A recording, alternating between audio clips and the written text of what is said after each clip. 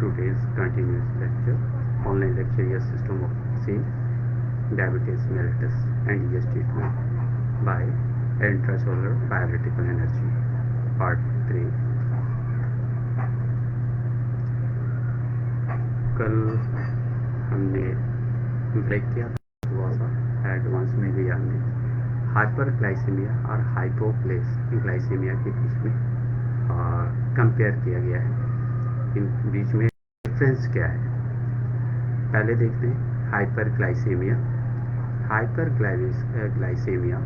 refer to high level of sugar or glucose in the blood. It occurs when the body does not produce or use enough insulin. इसमें क्या होता है?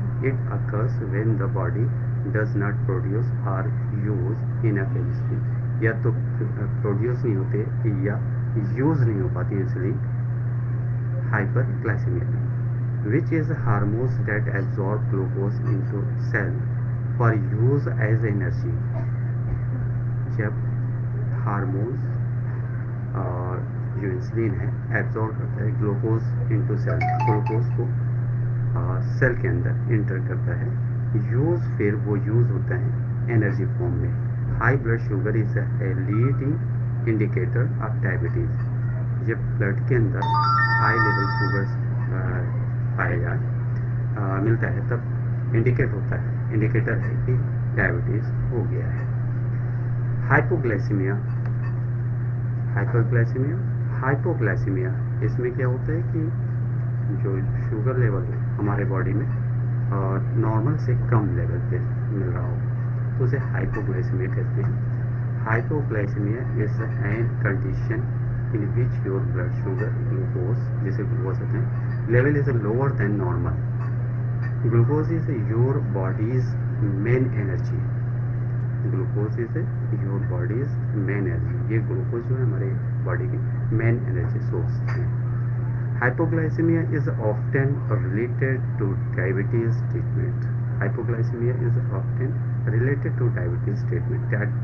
अब continue जो है diabetes treatment के बाद ये हाइपोग्लाइसीमिया ज़्यादा कॉज बनता है, जिसमें रूटीन चेकअप अगर ब्लड का नहीं हो रहा है, कंटिन्यू मेडिसिन ली जा रही है और प्रिकॉशंस भी लिया जा रहा है तो हाइपोग्लाइसीमिया का जी ठीक है, एक मिनट।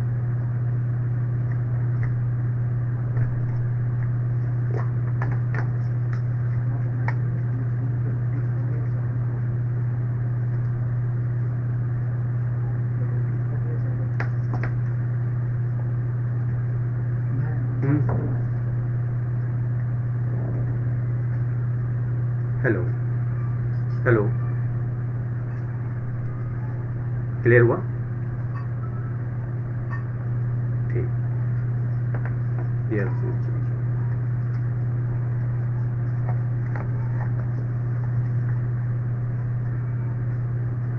ओके। क्लियर हुआ है आगे का या कंटिन्यू कर दें? अगर वो पहले के ऑडियोज क्लियर ना हुए हैं तो हम कंटिन्यू कर दें, चाहे तो सॉरी, अगर पहले का क्लियर ना हो उसे रिपीट कर देते। अगर क्लियर हो रहे हो, समझ में आ गया हो तो फिर हम आगे कंटिन्यू करते हैं। ओके, हेलो, कंटिन्यू करते हैं। Hypoglycaemia is often related two diabetes treatment but other drugs and a variety of conditions many rare can cause low blood sugar.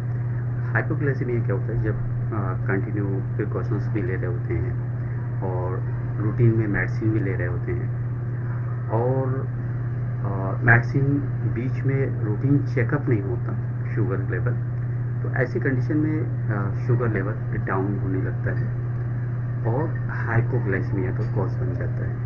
एक तो जो क्वांटिटी डॉक्टर ने बताई है, और ये खास करके उन पेशेंट्स के साथ होता है हाइपोग्लाइसीमिया जो प्रिकॉशंस तो लेते हैं लेकिन डॉक्टर्स के का जो रूटीन चेकअप होता है मंथली उसे नहीं करते, जिसके वजह से ये कॉज बन जाता है। जैसे कि मंथली एवरी मंथ डायबिटीज का चेकअप रूटीन में होना चाहिए। अब वो नहीं कर रहे हैं, 2-3 महीने हो गए हैं और कंटिन्यू उसी मेडिसिन को ले रहे हैं, या 1 साल तक कंटिन्यू मेडिसिन ले रहे हैं, और जो उसका जो पावर है, कई बार जो mg होता है उसका कम करना पड़ता है या बढ़ाना पड़ता है अगर शुगर आउट ऑफ कंट्रोल हो रही है तो अक्सर उन पेशेंट्स के लिए हाइपोग्लाइसीमिया का कॉज बनता है जो मेडिसिन ओवरडोज ले चुके होते हैं, या तो भूल करके डबल डोज ले लिया हो, तो ऐसी कंडीशन पे हाइपोग्लाइसीमिया बन जाता है। हाइपरग्लाइसीमिया उनको बनता है जो रूटीन में चेकअप ना करवा रहे हो और उनकी जो डोज है मेडिसिन के वो कम पड़ रहा, तो ऐसी कंडीशन और प्रिकॉशंस ना लेते हो तो ऐसे पेशेंट्स को, हाइपरग्लाइसीमिया वाले पेशेंट्स को फिर इंसुलिन की ज़रूरत होती है मॉडर्न मेडिसिन में। लेकिन EH सिस्टम ऑफ मेडिसिन में तो हमें प्रोग्राम्स को जनरेट करने की ज़रूरत होती है, पैंक्रियाज का फंक्शन मेंटेन करने की ज़रूरत होती है। तो कई बार ऐसे इमरजेंसी होती है जिसमें पेशेंट्स बहुत ज़्यादा कॉम्प्लिकेटेड होता है तो उसे हॉस्पिटल की ज़रूरत होती है। यूँ तो ट्रीटमेंट कर सकते हैं, लेकिन हमें क्योंकि प्रोडक्शन में टाइम लगेगा प्रोड्यूस कराने में, तो इसलिए मेडिसिन को कंटिन्यू रखें। अगर पेशेंट ने लापरवाही की है तो पहला हॉस्पिटल से उसको नॉर्मल कर लें, जो एक्टिविटीज़ है बॉडी की वो नॉर्मल हो जाए और कंटिन्यू ट्रीटमेंट अपना रखें। और ख़ास करके इन्हीं पेशेंट्स के साथ प्रॉब्लम क्रिएट होती है जो रेगुलर ट्रीटमेंट प्रॉपर नहीं ले पाते, ठीक है। Variety of condition, many rare can cause low blood sugar in people who do not have diabetes। ये 13 मार्च 2020 का जो है आर्टिकल है। सिम्टम्स अनकॉन्शियस एंड शेकीनेस, बेहोशी जैसा, कोमा जैसा बल्कि रहेगा कि अब ये पेशेंट जाने वाला है, और बहुत ज़्यादा क्रिटिकल कंडीशन महसूस होती है। पेशेंट हिल ही नहीं सकता, कई बार ऐसा घर वाले भी समझते हैं कि पेशेंट अब ख़त्म हो गया है, क्योंकि कई पेशेंट्स में हमने यहाँ पे देखा है कि सभी लोग करेक्ट हो गए और समझ लिया कि अब ये इनकी डेथ हो चुकी है। तो ऐसी कंडीशन में बहुत बारीक पल्स मिली और उन्हें जब शरबत दिया गया, सिरप दिया करके वो थोड़ा सा एक्टिव हुए 10 मिनट के बाद। What is hypoglycemia? Attack. Hypoglycemia or hypo is an abnormal low levels of glucose in your body, less than 4 millimoles per liter. When your glucose in sugar levels is too low means जो normal condition होनी चाहिए उससे भी लो होना हो गया है।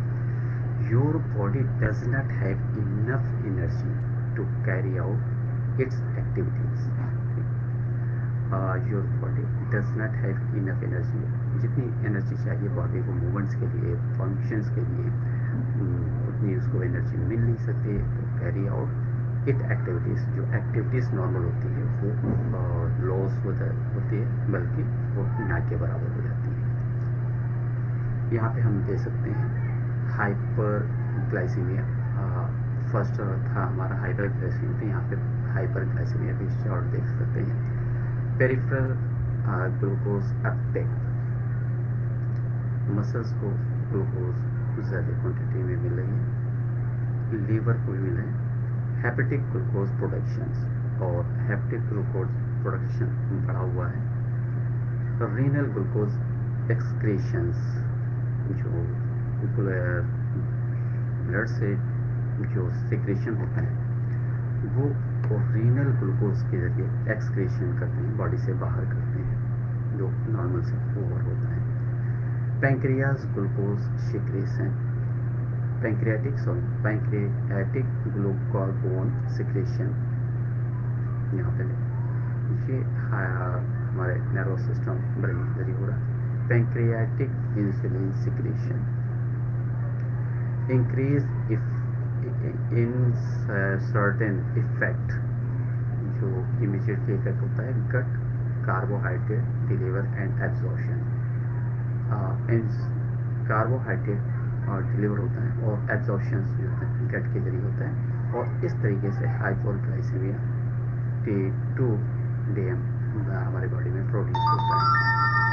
अब अगर इनसफिशिएंट इंसुलिन का सिक्रेशन हो रहा है, जिसमें पैंक्रियाटिक ग्लूकागोन सिक्रेशन नहीं मिल रहा है बॉडी को, तो ऐसी कंडीशन में ग्लूकोज लेवल बढ़ेगा तो ये पेरिफेरल ग्लूकोज अपटेक के मसल्स को जाएगा, किडनी को मिलेगा, और ये लीवर को भी प्रोड्यूस होगा। और ये कहाँ से हो रहा है, एब्जॉर्प्शन कहाँ से हो रहा है, गट कार्बोहाइड्रेट डिलीवर्ड एब्जॉर्प्शन, यहाँ से इंसर्टेड इफेक्ट इंसुलिन का सिक्रेशन हो नहीं रहा हमारे जो स्टमक के अंदर, तो यहाँ से जो प्रोडक्शन हो रहा है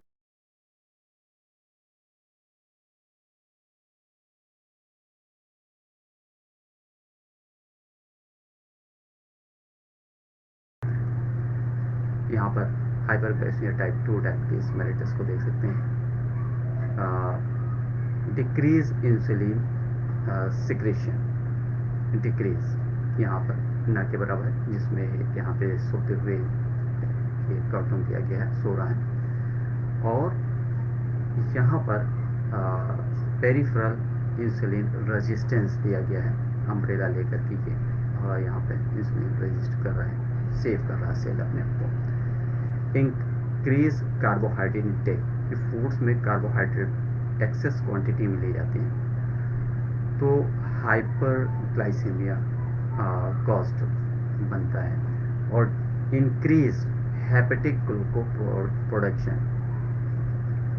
लीवर के अंदर ग्लूकोज का प्रोडक्शन बढ़ गया है, तो इसलिए जब हम S5 देते हैं तो S5 से हम लीवर के जो फंक्शंस को हैं, जो यहाँ पे ग्लूकोज का प्रोडक्शन बढ़ रहा है, उसे हम कंट्रोल करते हैं। और ऊपर के जो चार्ट में यहाँ देखा गया है, गट्स के अंदर जो एब्जॉर्प्शन होता है कार्बोहाइड्रेट का, नॉर्मल किया जाता है एस्टेन से जो इंसुलिन का सिक्रेशन होता है उससे पहले। एस्टेन लीवर पे भी काम करती है, इंटेस्टाइन पे भी काम करते हैं, और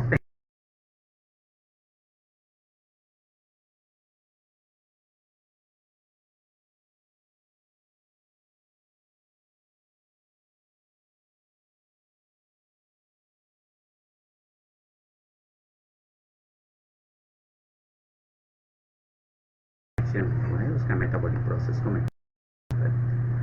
रीनल ग्लूकोज रीएब्जॉर्प्शन।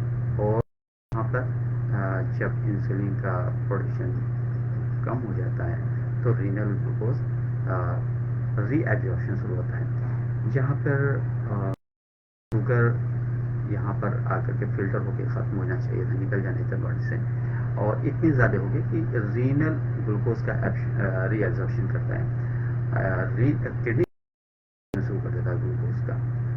तो यहाँ पर किडनी के जो सेल्स हैं वो डैमेज होने की कंडीशन में पहुँच जाते हैं। तो यहाँ पर सल्फोनिलूरिया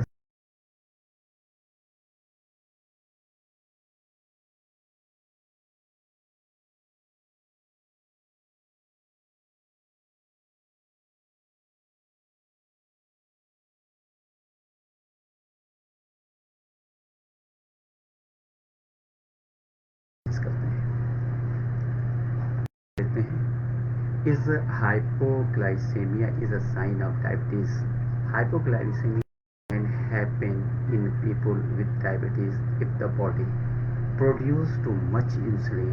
Insulin is a hormone that breaks down sugar. Insulin एक हार्मोन है जो ब्रेक डाउन करता है sugar, so that you can use it for energy, और जिसे हम फिर एनर्जी में यूज कर पाते हैं। You can also get hypoglycemia if you have diabetes and you take too much insulin.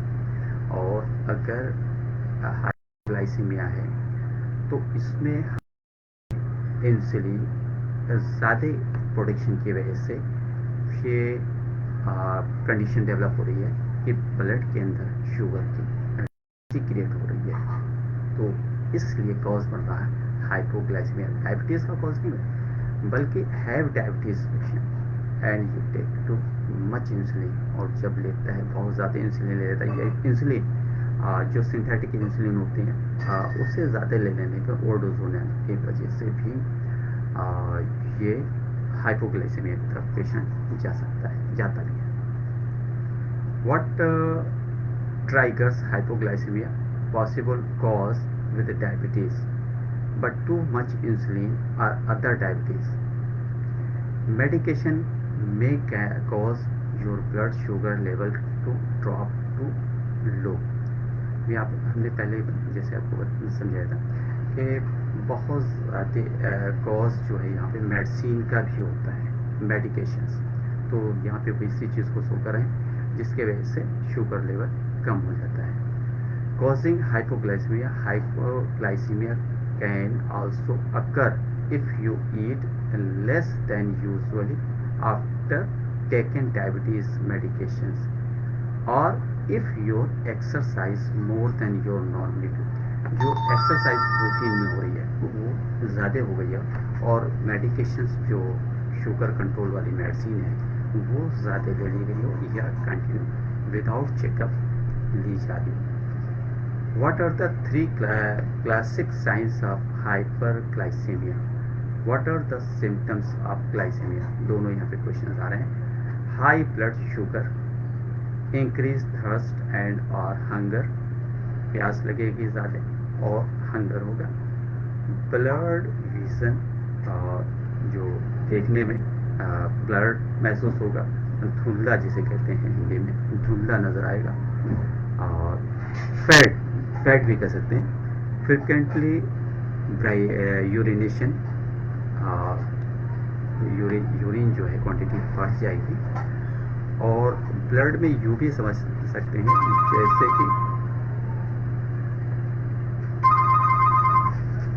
जैसे कि यहाँ पर हम ये भी समझ सकते हैं ब्लड के लिए कई बार मूवीज़ में कुछ सीन्स को ड्रॉप करना होता है, नहीं दिखाना होता है, वहाँ पर कुछ लाइट वहाँ पर एक रिंग कर देते हैं। पिक्चर्स तो दिखती है पर क्लियर नहीं होती, तो उस टाइप के विजन्स बनते हैं, कभी ज़्यादा कभी कम। जैसे जैसे ये हाइपरग्लाइसेमिया इंक्रीज करता जाता है, ब्लड विजन भी उसी तरीके से स्ट्रॉन्ग होता जाता है।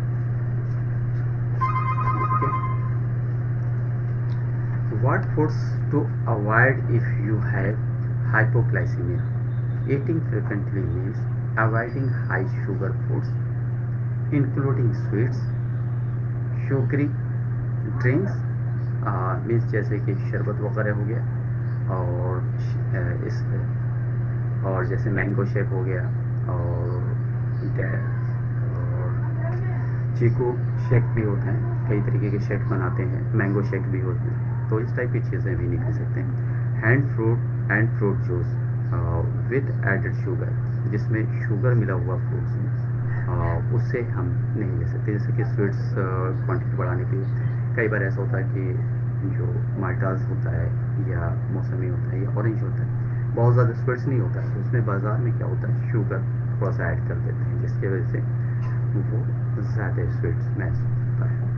How do you reverse diabetes naturally? क्या डायबिटीज़ दोबारा प्रोड्यूस हो सकती है नेचुरली तौर पे? और तब there are no cure for type 2 diabetes. Studies show it's possible for some people to reverse it through diet। किनकी वापस आती है थ्रू डाइट आती, तो ठीक है, आपसे ट्रीटमेंट ले लिया और हैबिट है उनकी खाने की, तो वो खाना भी प्रॉपर रेगुलर उसी टाइप से करना शुरू करेगा, फूड्स लेना शुरू कर दिया, एक्सरसाइज नहीं करना है और बैठ कर वर्क करना है, तो ऐसे लोगों के चांसेस दोबारा से हो सकते हैं कि वो फिर से डायबिटीज़ हो जाए। Through diet change and weight loss, और या तो वेट लॉस बहुत ज़्यादा उनका हो गया हो, या फिर उनका वज़न अपने हिसाब से उतार दिया हो, बहुत ज़्यादा वज़न उतार दिया हो, you may be able to reach and hold normal blood sugar level without medications। You may be able to reach and hold normal blood sugar levels without medication, और अपने आप ही जो है शुगर को कंट्रोल करके शुगर कंट्रोल में आ गई, लेकिन बाद में शुगर लेना शुरू कर दिया हर चीज़ में, खाना पीना, तो ऐसी कंडीशन में मेडिकेशन बिल्कुल बंद कर दिया, तो वहाँ पे रिवर्स चांसेस हो जाती है। ये हेलोपैथ के हिसाब से यहाँ पे है। ये सिस्टम ऑफ मेडिसिन में जब एक बार, लेकिन एक्सरसाइज चाहे एलोपैथ हो, चाहे आयुर्वेद हो, यूनानी है, चाहे होम्योपैथ या इलेक्ट्रोहोम्योपैथ, सभी पैथियों के अंदर प्रिकॉशंस, लाइफ स्टाइल्स को मेंटेन करना बहुत ज़रूरी है। डाइटेशंस को भी बहुत ज़रूरी है कि हम डाइट्स जो ले रहे हैं वो किस टाइप की ले रहे हैं।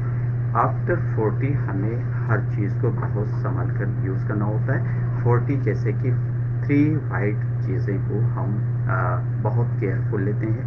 पहला जो मैदा होता है, जैसे समोसे या और भी तमाम सी चीज़ें बनती हैं, और बहुत ज़्यादा स्टिकी होता है। दूसरे नंबर पे सॉल्ट्स हैं, तीसरे नंबर पे शुगर है, और अगर चौथा नंबर भी इसमें ऐड किया जाए तो आयल्स हैं, जो वाइट साइल्स होते हैं, और घी होते हैं, जैसे डालडा वगैरह होता है।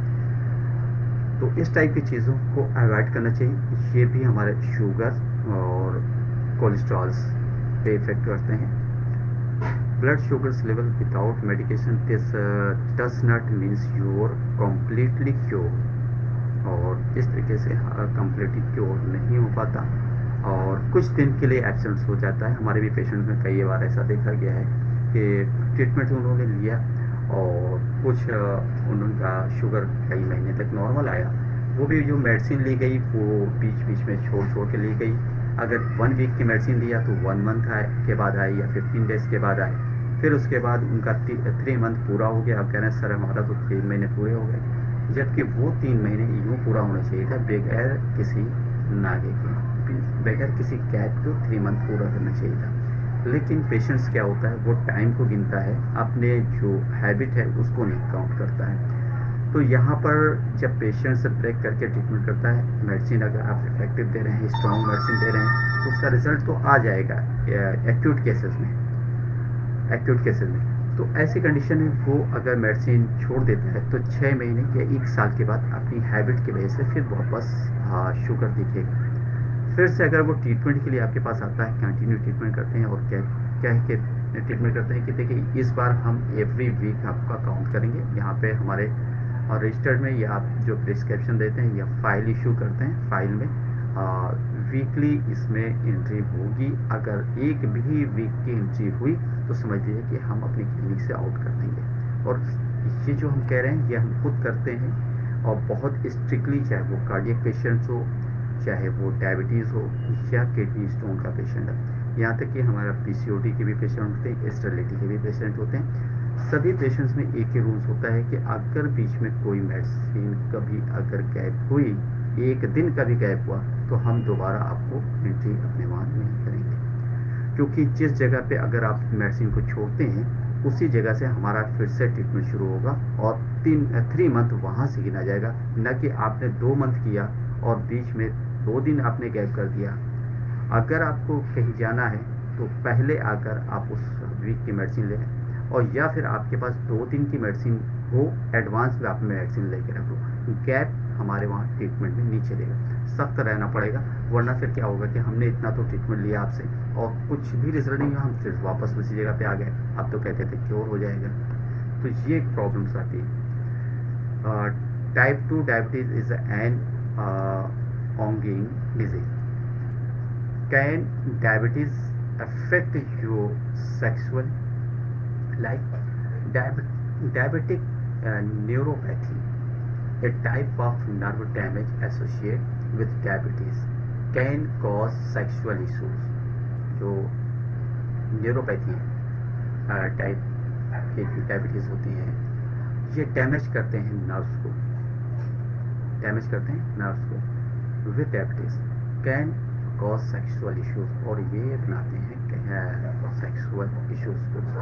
नमनेस, पेन और lack of feeling can also occur in the genitals. या तो नमनेस होगा, और जो है लूज, और बल्कि यहाँ नमनेस में क्यों कहेंगे, पैरालाइज टाइप की चीज़ बिल्कुल, और जिसमें कहते हैं कोई इफेक्ट ही नहीं होगा, या तो पेन डेवलप हो जाएगी, या फिर लैक ऑफ फीलिंग, कोई भी फीलिंग नहीं मिलेगी। क्यों? क्योंकि यहाँ पे नर्व डैमेज हो चुकी है सेक्सुअल ऑर्गन की, मेल हो या फीमेल हो, दोनों में ये प्रॉब्लम्स हो चुकी है। ठीक, lack of feeling can also occur in the genitals. Okay, this can leads to erectile dysfunctions, ये मेल के अंदर आएगा ed. This can lead to erectile dysfunctions. Neuropathy may also inhibit orgasm or make it difficult to feel sexual stimulation. ये female के अंदर painful होगा और जो यहाँ पे ऑर्गेज्म है वो नहीं हो पाएगा। Make difficult to feel sexual stimulation, और यहाँ पे परेशानी होगी फीलिंग की सेक्सुअल स्टिमुलेशन के लिए। तो इसके लिए कोई भी मेडिसिन अलग से मेल के लिए ज़रूरत नहीं है। क्यों? रीज़न इसका ये है, जो हम S1 RE दे रहे हैं और F1 इसी नर्व के ट्रीटमेंट्स के लिए मुझे देना होगा, क्योंकि ऑलरेडी हमने S1 C17 F1 A3 और RE दे रखा है। तो इससे हमारा यहाँ पर जो हाइपोथैलेमस ग्लैंड है ट्रीट कर रहा है, नर्वस सिस्टम को भी ट्रीट कर रहा है। हाँ, एक्सटर्नल यूज़ करने के लिए हम S5 RE और F2 A3 दे सकते, सॉरी A2 दे सकते हैं वहाँ पे, क्योंकि डैमेज है, डैमेज हुई चीज़ को रीजनरेट करना है। और S5 RE भी अगर किसी डैमेज नर्व पे लगाया जाए तो वो फिर से री इस्टेब्लिश हो सकती है और रिवर्स वर्क शुरू हो सकता है। तो ये खास करके यूज़ कर सकते हैं। यहाँ पे एंट्री नहीं कर रहे हैं क्योंकि यहाँ पे स्पेस भी नहीं है, और ये चाहे तो नोट कर लें। इरेक्टाइल डिस्फंक्शंस में एक्सटर्नल यूज़ करने के लिए S5 और A1 A2 और RE यूज़ कर सकते हैं F2 के साथ, विद F2। A1 नहीं, क्योंकि A3 यूज़ करेंगे या फिर A2 वेन्स डैमेज क्यों हो रही है? डैमेज इसलिए हुई, कोई प्रॉपर्टी वहाँ पर जो ड्रेन करने वाली थी वो ड्रेन नहीं हुई। A2 में हम वेनस सिस्टम को ओपन करेंगे, जो प्रॉपर्टी वहाँ ब्लॉक कर रही है। क्यों ब्लॉक हो रही है यहाँ का नर्व? क्योंकि वहाँ शुगर डिपॉजिट हो रहा है, इसलिए नर्व डैमेज हो रही है। नर्व डैमेज को हमें ड्रेन करना है तो A3 भी हम दे सकते हैं, लेकिन एक्सटर्नल यूज़ करना है तो A2 यूज़ करें। तो यहाँ जो शुगर डिपॉजिट हुई है, नर्व को डैमेज किया हुआ, ब्लॉक कर दिया है, तो यहाँ पे मुझे ड्रेन कराना है शुगर को। जैसे हाँ,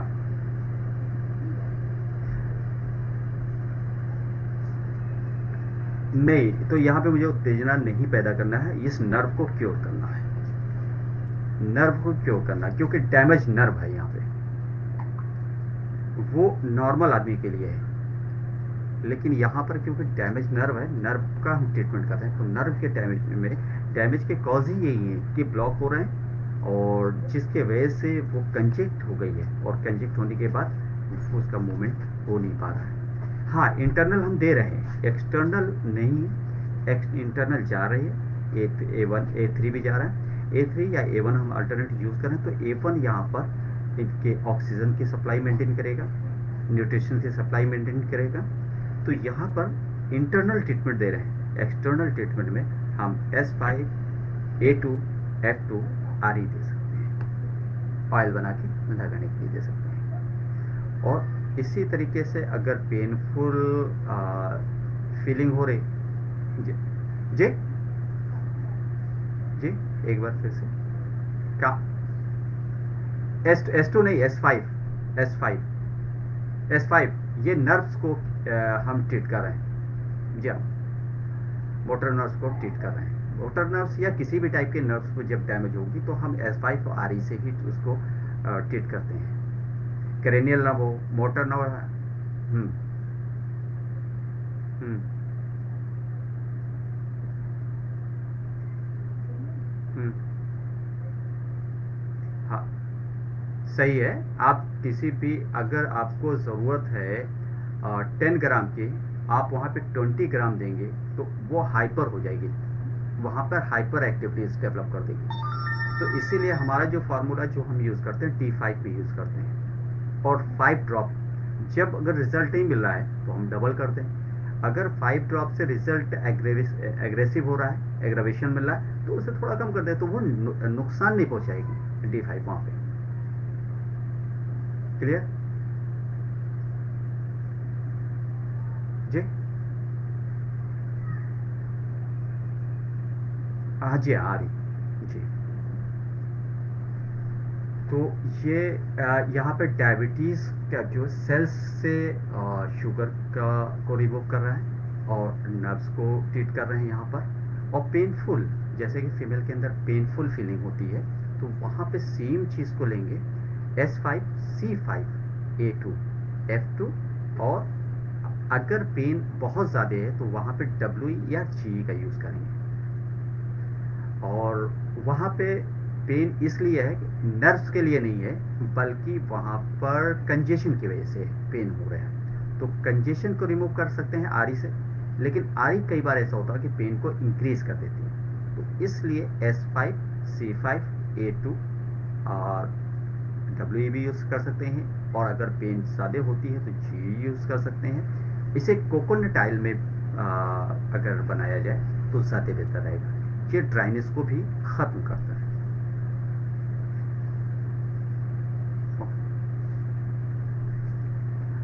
वहाँ पे पेन को रिलीफ करेगी और सेल्स डैमेज को रिपेयर करेगी। कंजेशन को, इन्फ्लेमेशन को दूर करेगी। कंजेशन को दूर करने के लिए हम आरी का यूज़ करते हैं। आरी तो ऑलरेडी बॉडी में जा रहे हैं ऊपर से, ये एक्सटेंड।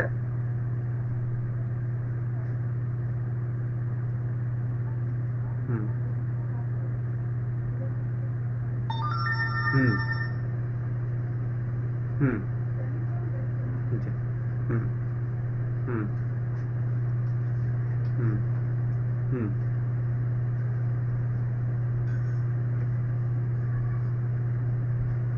हम्म। तो पहले आप देखें दिक्कत किस टाइप से आ रही है। देखिए, एक चीज़ होता है, जैसे कि हम मान लें एक स्नैक है और उसे हम बीट रहे हैं, मतलब बीटिंग, उसे मार रहे हैं, बार बार उसे मार रहे हैं। उसको क्या है कि हम मार देना चाहते हैं कि वो मुझे नुकसान ना पहुंचाए, तो कंटिन्यू उस पर वार करना है। अगर आपने छोड़ दिया एक दो स्टिक मार करके, वो आपको पलट कर इंजर्ड करेगा। इसी टाइप से जो डिजीज़ होती है हमारी बॉडी के अंदर, ये डिजीज़ हमारी कंटिन्यू, अगर आप इसको दो एक डोज देकर रोक देंगे तो एक ये पूरे फोर्स के साथ डेवलप होती है, क्योंकि हमारा नर्वस सिस्टम बहुत ज़्यादा एक्साइटेड हो जाता है। और जो इंटरनल जो डिजीज़ होती है उनकी कॉम्प्लिकेशन बहुत ज़्यादा राइज होती है। अब अगर पॉजिटिवली वो राइज कर रही है तो आप नेगेटिव मोर देन नेगेटिव से ट्रीट करें। अगर positive negative more than negative work कर रही है तो वहां पर आप positive more than positive use करें, डोज को बढ़ा दें।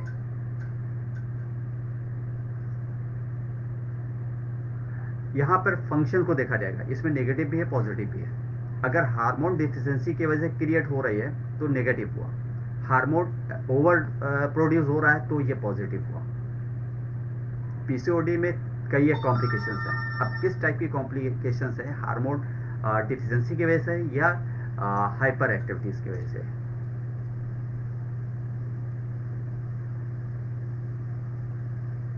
उसमें सबसे नंबर एक पे आप उनके टेस्टोस्ट वो सॉरी प्रोजेस्टेरॉन और एस्ट्रोजन, एस्ट्रोजन और प्रोजेस्टेरॉन के लेवल्स क्या है वो स्टडीज करें, वो प्रॉपर प्रोड्यूस हो रहे हैं कि नहीं हो रहे हैं। और ये थायराइड फंक्शंस क्या हैं उनके बॉडी का, थायराइड हार्मोन्स के क्या पोजीशन है। तो ये सारी अगर क्लियर है तो उसी हिसाब से मेडिसिन सेलेक्ट की जाएगी।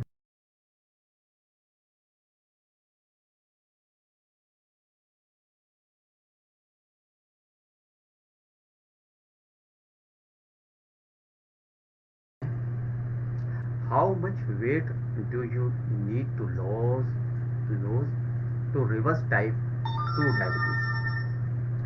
In one from 2011, people who were recently diagnosed with type 2 diabetes, return their blood sugar levels to normal. यहाँ पे ब्लड शुगर नॉर्मल है, किन में है, how much weight do you need to loss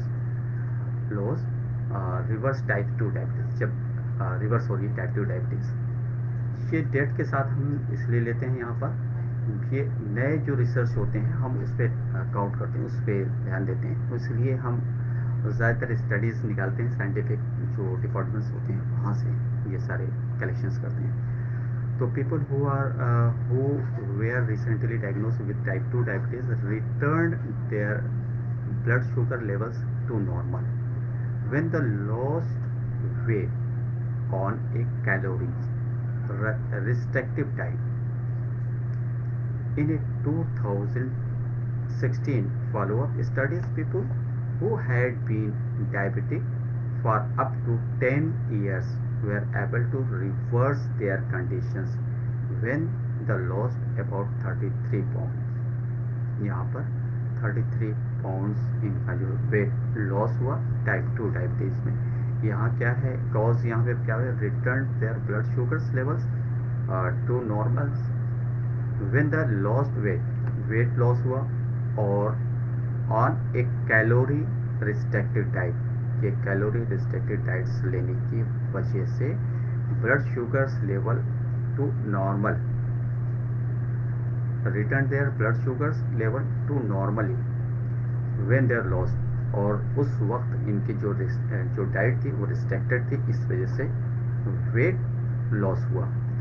फिर इनको 10 साल के बाद 10 ईयर्स के बाद देखा गया, follow up studies people who had been diabetic for up to 10 years were able reverse their conditions when the lost about 33।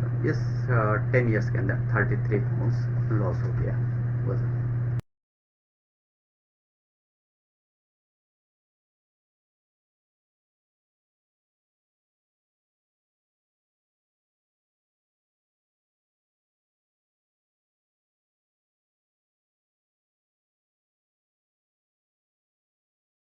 Boiled eggs are super healthy snacks for people with diabetes. Yogurt with berries, handful of almonds, veggies and hummus, avocado, sliced apples with peanuts, butters, peas.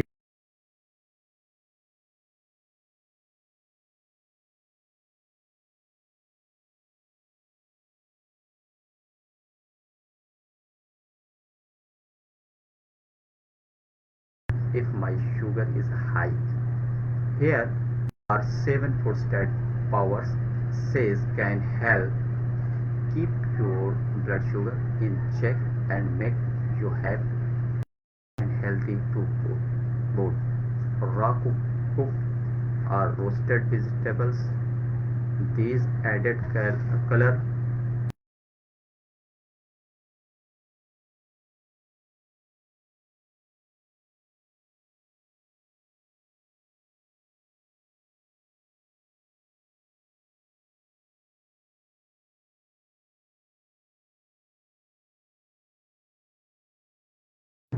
a little fat और proteins इसमें ले सकते हैं जब sugar high हो उस condition में।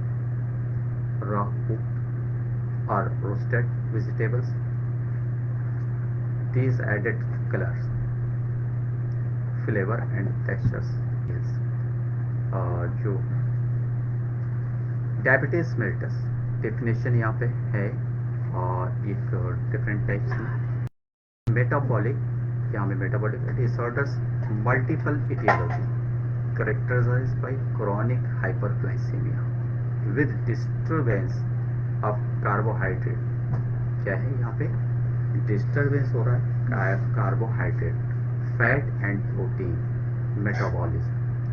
Carbohydrate, fat and protein metabolism कहाँ होगा, ये होगा लीवर के अंदर। तो लीवर की मेडिसिन S5 है जो हमें ट्रीटमेंट में ऐड कर रखा है पहले से ही। सिर्फ यहाँ पे जानना है कि ये चीज़ क्यों हमारे बॉडी के अंदर बन रही है, क्योंकि कई जगह पे हमें छोटे छोटे से आर्टिकल्स मिलते हैं और हमारी बुक्स में भी कंप्लीट रूट्स को नहीं दिया गया, जबकि कहा गया है रूट्स एंड कॉज को ट्रीट करें। तो कॉज हमारी बुक्स में नहीं मिल पा रहे हैं, इसलिए मुझे किसी और से हेल्प करनी पड़े। तो यहाँ पे carbohydrate, fat and protein metabolism resulting from defect in insulin, और इसके रिजल्ट जो है डिफेक्ट्स इन इंसुलिन होते हैं। इंसुलिन सिक्रेशन, इंसुलिन एक्शन और वो, या तो इंसुलिन जो प्रॉपर चाहिए वो नहीं है, या इंसुलिन एक्शन नहीं ले पा रही, किन पे नहीं ले पा रही, जो यहाँ पे carbohydrate and fat and proteins जो मेटाबॉलिज्म हो रहे हैं ये प्रॉपर हो नहीं पा रहे हैं, और वहाँ से इंसुलिन का सिक्रेशन नहीं हो रहा है, तो ग्लूकोज जो अननेसेसरी इनमें से बन रहा है वो कंटिन्यू हमारी बॉडी के अंदर रिस्टोर होता जा रहा है। तो यहाँ पे देखिए क्या है, मल्टीपल एटियोलॉजी है, कार्बोहाइड्रेट भी है, फैट भी है एंड प्रोटीन है, मेटाबॉलिज्म, ये कॉज बना रहे हैं डिफेक्ट इंसुलिन के लिए, इंसुलिन के प्रोटेक्शंस के लिए बैरियर कर रहे हैं। Diabetes mellitus definition, metabolic disorders characterized by the hyperglycemia due to a absolutely or relative lack of insulin or to cellular resistance to insulin, या तो इंसुलिन पूरी तरीके से लॉक हो गई है या सेलुलर रेजिस्टेंस, सेल जो है इंसुलिन को टेकअप नहीं कर रहा है। जब ग्लूकोज जा रहा है, ग्लूकोज के साथ इंसुलिन का भी मिलना जरूरी है, लेकिन सेल क्या कर रहा है, रेजिस्ट कर दे रहा है इंसुलिन को बाहर रख रहा है। क्यों? क्योंकि उसे लग रहा है कि इंसुलिन उसे नुकसान पहुंचा सकती है, डैमेज कर सकती है, तो इसलिए वहाँ पे रेजिस्टेंस खुद ब खुद डेवलप हो गया है सेल के अंदर। जो रिसेप्टर्स इंसुलिन सेल्स के अंदर होता है इंसुलिन को कंज्यूम रिसीव करने के लिए, वो रिसेप्टर सेल्स के फेल हो चुके हैं, जब आगे हम डायग्राम में देख सकते हैं। तो जब रिसेप्टर रिसीव नहीं कर रहा है इंसुलिन को, ग्लूकोज को रिसीव कर ले रहा है, तो ऐसी कंडीशन में सेल के अंदर ग्लूकोज लेवल बढ़ेगा, क्योंकि ब्लड फ्लो कर रहा है, न्यूट्रिशंस लेके जा रहा है। तो अगर सेल्स के अंदर ग्लूकोज लेवल बढ़ेगा, तो सेल जो डेवलप कर रहे हैं वो टिश्यूज डेवलप कर रहे हैं, आर्गन डेवलप कर रहे हैं, स्ट्रक्चर पूरा, और फिर हमारे बॉडी में कॉम्प्लिकेशंस राइज करेगी। जब ऑर्गन वर्क नहीं करेगा, मसल्स वर्क नहीं करेंगे, मसल्स या ऑर्गन कंजेक्ट हो जाएंगे, तो प्रॉपर वर्क नहीं कर पाएंगे। आप ये मान लें, और जैसे कि शुगर, आप शरबत बनाकर 2-3 दिन आप रखते हैं किसी जगह, 2-3 दिन के बाद आप देखेंगे उसमें से विनेगर जैसे स्मेल आना शुरू है, खट्टी सी, अजीब सी, जैसे ईस्ट टाइप की, जिसमें फॉर्मेटेशन शुरू हो जाएगा शुगर में। तो अगर ये चीज़ हमारे बॉडी के बाहर रह कर के इस टाइप से टेस्ट को बदल सकती है, वो खट्टी हो सकती है, सोर्स बन सकता है, लाइक विनेगर टेस्ट आ सकता है। तो अगर बॉडी के सेल्स के अंदर ये पड़ी रह जाए, और तो ऐसी कंडीशन में सेल्स को डिसॉल्व कर देती है, सेल्स को डिसॉल्व करती है, या फिर डिसॉल्व न करके वो कंजेक्ट हो जाती है, वहाँ पर पाउडर कलेक्ट हो जाता है, तो पूरे सिस्टम को ब्लॉक कर देती है। तो जब सिस्टम ब्लॉक कर दिया, तो वहाँ पे सप्लाई ब्लॉक करके, जब सप्लाई ब्लॉक करके, तो वहाँ पे कंजेशन डेवलप हो गया, कंजेशन डेवलप हो गया तो इन्फ्लामेशन हुआ, तो या तो रैशेस आएंगे, या तो पश फॉर्मेशन होगा, या गैंग्रीन फॉर्म होगा, कुछ भी हो सकता है। अगर यही शुगर आर्टेरियल वॉल में डेवलप हो जाए, तो वहाँ पे प्लैक डेवलप हो सकता है, और plaque cardiac vascular disease develop कर सकता है। अगर यही शुगर वेसल्स के अंदर अगर डिपॉजिट हो जाए, तो वहाँ पे भी प्रॉब्लम्स क्रिएट कर सकता है।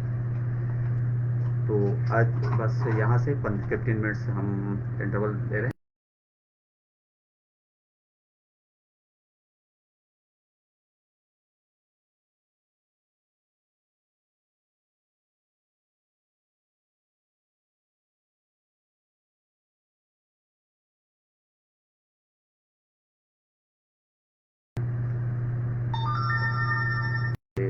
One type and two types कल डिस्कस होंगे, और